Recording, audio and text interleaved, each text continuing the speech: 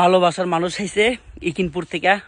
ইকিনপুর একদম সাউথ ডিস্ট্রিক্টের মোটামুটি লাস্ট এরকম জায়গা থেকে দুইজন সাবস্ক্রাইবার বন্ধু আইছে। তো তার লেগে কিন্তু আজকে আমি বাড়িতে একটা বিশেষ একটা মিটিং আছিল, ফ্যামিলি মিটিং আসলে ইম্পর্টেন্ট ছাইরা ভাইয়ের লেগে আমি আইছি। তো ভাইয়েরা আইছিল ইকিনপুর থেকে, কি নাম জানি ভাই? অর্পণ দেবনাথ ভাইয়ে ভিডিও দেখা সেরা আইছিল কিন্তু পালসারটারে চয়েস হয়েছে না। পালসারের সামনে যে এই রানীটা দাঁড়াই রয়েছিল, তো রানীটারে দেখা ভাই একদম দিল গার্ডেন হয়ে গেছে। যাই হোক, তো যেটা লেগে আইছে এটা পছন্দ হয়েছে না। এমনও আমরা মাঝে মাঝে বিয়ে করতাম গেলে ওই বড় বোনের দেখা ছোট বোনের রিজেক্ট করে দিয়ে এমন হয়ে গেছে। ঠিক নি ভাই? ভাই এই বাইকটা পারচেস করছে আজকে ডেট হইলো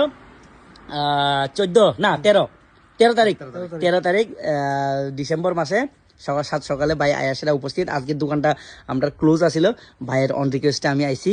তো ভাই কিছু কইবানি পিকেবি মোটরস থেকে এই রাইডার একটা বাইক দাদার এখানে আয়ো বাইকের লাগা।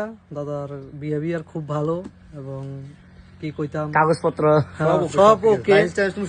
দাদা তোমার সবকিছু ক্লিয়ার কাট কইয়া দিব, কোনো কিছু লুকাচুরি নাই দাদা। আমি এখানে যেমন 120 টাকার একটা কাজ আছে, আমি বাইরে দেখাই দিছি। আর ওই সেলফে স্টার্টের এই জিনিসটা স্প্রিংটা খারাপ হয়ে গেছে, শুধু স্প্রিং, এমন না যে সুইচ খারাপ, বাট স্প্রিংটা খারাপ হয়ে গেছে।